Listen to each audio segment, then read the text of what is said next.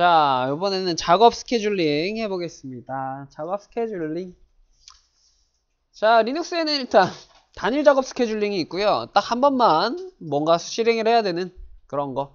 내가 지금 당장 뭔가 다른 일을 봐야 되는데 뭐 한 1시간 뒤에 어떠한 작업을 수행을 해야 된다. 그래서 그걸 좀 자동으로 좀 되게 예약 작업을 좀 걸어놓고 싶다라고 했을 때 단일 작업 스케줄링을 걸어놓으면 될 거고요. 그 다음에 반복 작업 스케줄링 같은 경우에는 일정한 주기를 통해서 반복적으로 수행되는, 그러니까 뭐 1시간에 한 번씩, 아니면 뭐 매 분마다, 아니면은 매일매일 한 번씩, 아니면 일주일에 한 번씩, 아니면 달마다 이런 식으로 일정한 주기마다 반복하는 그런 내용을 예약해 둘 수 있는 그런 스케줄링입니다. 자, 그래서 보통 이제 이런 스케줄링 같은 경우에 백업이나 복구와 좀 관련이 있죠. 복구라기보다는 백업 작업 같은 것들을 자동으로 일정 주기마다 자동으로 백업이 되게 설정을 해 놓을 수 있다라는 소리입니다. 그래서 백업이라는 걸 한번 하기 전에 요걸 한번 하고 가면 좋을 것 같아서 넣어놨어요. 그래서 스케줄링 같은 경우에는 반복해서 뭔가의 작업을 계속 수행하는 거기 때문에 만약에 반복해서 수행하는 그 작업에 이상한 작업이 추가되어 있게 되면은 시스템에 문제가 생길 수도 있잖아요. 그래서 아무나 반복 작업을 맘대로 등록해서는 안 된단 말이에요. 그래서 스케줄링 같은 경우에 이런 접근 제어 같은 것도 해볼 수가 있을 거예요. 그래서 요것도 한번 해보고요. 그 다음에 실습을 통해서 알아보도록 합시다. 자, 단일 작업 스케줄링. 단일 작업 스케줄링은 AT라고 하는 AT 데몬, ATD, 요거 우리 시스템 CTL 처음 배울 때 한번 껐다 켜봤다 해봤던 애예요. 얘를 통해서 예약을 하는데 AT라는 명령어와 시간을 같이 입력하게 되면 이런 식으로 프롬프트 모양이 변경되게 되고요. 프롬프트 모양이 변경이 되게 되고, 시간을 입력하게 되면 프롬프트가 이렇게 변경이 되게 되고, 여기서 이 시간에 실행시키고 싶은 명령어를 그냥 치시면 돼요. 그 명령어가 어떤 명령어가 됐든 그냥 치신 다음에 작업을 다 예약을 했다라고 하시면 컨트롤 D로 종료하시면 됩니다. 참고로 화면에 출력 같은 걸 할 때요, 출력 같은 걸 할 때 이런 식으로 예약 작업에 걸어 놓게 되면 ATD라고 하는 프로세스가 동작하는 거라 그랬죠. ATD. D가 붙는 애들은 뭐라 그랬어요? 어떤 프로세스라 그랬어요?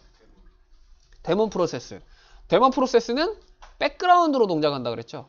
그래서 그냥 에코 이런 명령어를 예약하게 되면은 이 출력을 백그라운드에다가 출력을 해버려요. 그럼 우리 눈에 안 보이겠죠? 그래서 방향제 지정을 이용해서 우리 눈에 보이는 이런 장치한테 재지정을 해주게 해줘야 돼요. 요건 리눅스 버전마다 또 다르긴 한데 저렇게 그냥 명시적으로 해버리면은 무조건 출력이 됩니다. 그래서 요렇게 그냥 예약하고 컨트롤 D로 예약을 마무리만 해주면 됩니다. 그래서 예약을 하게 됐을 때 이제 확인을 하고 싶으면 ATQ라고 하는 명령어를 입력하게 되면 어떤 작업이 예약됐는지 이런 식으로 확인할 수가 있어요.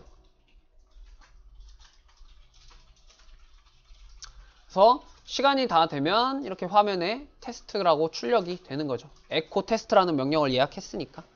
보통 여기에다가는 이런 단순한 출력을 예약하는 게 아니라 뭔가 수행돼야 되는 작업 같은 걸 걸어 놓는 거 해두면 되겠죠. 그 다음에 AT-L 하게 되면 또 마찬가지로 이렇게 확인을 할 수 있어요. ATQ라던가 AT-L.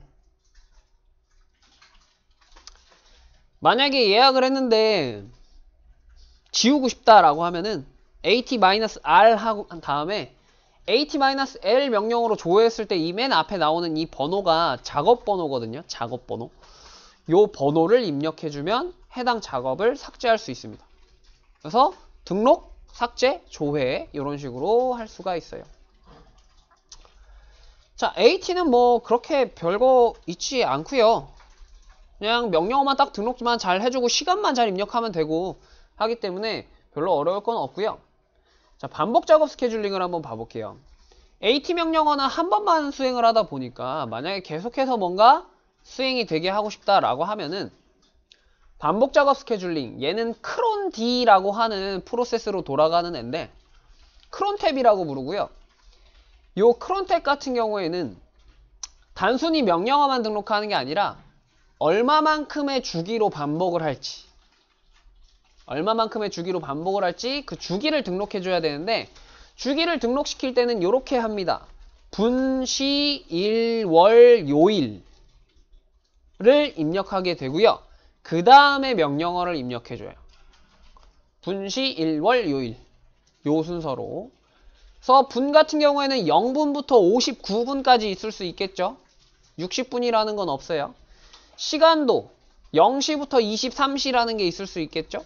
24시라는 건 없어요. 근데 뭐 24 입력하면 얘가 알아서 0시로 인식할 거예요. 리눅스 버전마다 그건 또 다르는 거고, 약간 편의 기능은. 근데 그냥 0에서 23으로 아시면 됩니다. 날짜 같은 경우에는 1부터 31일까지 있을 수 있겠죠. 물론 31일이 없거나 뭐 29, 2, 30일 이런 게 없는 2월달 이런 것도 있긴 하지만 입력할 수 있는 건 1에서 30일. 월 같은 경우에는 1월부터 12월까지 있겠죠. 요일 같은 경우에는 0부터 6까지 있을 수 있는데 0이 요일의 시작이겠죠. 요일의 시작이 언제죠? 네, 일요일이에요. 우리가 일은 월요일부터 시작하지만 한 주의 시작은 일요일이에요. 그래서 1, 월, 화, 수, 목, 금, 토까지 이렇게 숫자로 지정을 합니다. 자, 그래서 이런 식으로 여기에는 어느 정도 정규 표현식이 쓰여질 수 있고요. 에스터리스크 쓰면 모두 다 뜻하는 거였죠. 그 다음에 뭐 쉼표로 뭐 여러 가지 입력을 할 수도 있고, 대시로 범위를 또 지정을 할 수도 있고, 여러 가지 정규 표현식이 사용 가능합니다. 자, 그래서 이런 식으로 입력을 한다라는 거고요. 작업을 조회할 때는 crontab-l로 똑같이 조회하시면 되고, L 옵션.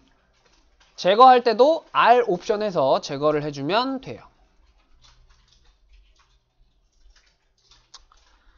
자, 그런데 AT 등록할 때는 프롬프트가 따로 변경이 됐다면, crontab 등록할 때는, 반복 작업 스케줄링 등록할 때는 -2 옵션을 줘서 실행했을 때 기본적으로 설정되어 있는 편집기로 실행이 돼요.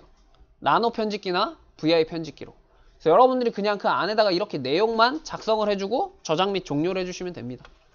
수정을 할 때도 마찬가지로 다시 그냥 crontab-2 해서 수정을 해주시면 되고, 삭제할 때 R로 삭제를 해도 되는데요. 그냥 편집에 들어가서 여러분들이 삭제를 해줘도 돼요. 문서 편집에서처럼 등록한 내용을.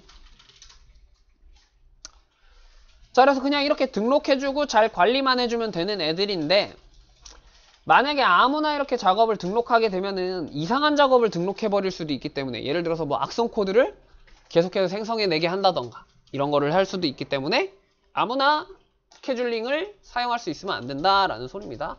그래서 접근 제어를 해줘야 되는데, 대표적인 접근 제어 방식이 이런 특정 파일에다가 접근 가능한 사용자 또는 접근 불가능한 사용자들을 작성하는 방식이 있어요. 맨 먼저 블랙리스트 방식을 한번 봐보면요.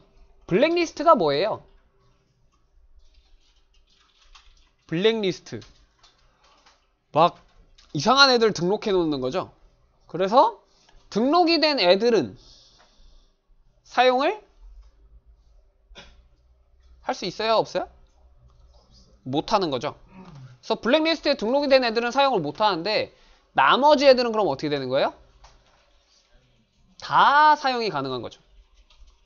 반대로 화이트리스트 방식은 목록에 쓰여진 애들은 사용이 가능한 거죠. 대신에 나머지 애들은 전부 다 안 되는 거죠. 뭐가 더 빡빡한 것 같아요? 화이트리스트가 좀 더 빡빡한 거죠. 좀 더 빡센 거죠. 그러면 둘 다 있을 때, 만약에 블랙리스트랑 화이트리스트가 둘 다 있어요. 뭐가 우선시 될까요? 좀 더 빡빡한 게 우선시 될까? 느슨한 게 우선시 될까? 빡빡한 게 우선시 돼야 상식적으로 맞는 거죠. 그죠?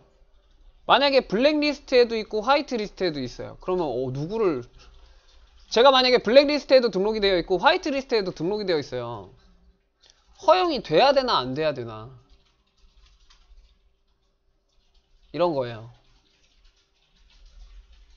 빡빡한 게 우선시 되는 거니까 화이트리스트가 우선시 되고, 화이트리스트에 만약에 등록이 돼 있으면 블랙리스트에 등록이 돼 있다 하더라도 허용이 됩니다. 요건 이따가 실습을 통해서 알아보도록 합시다.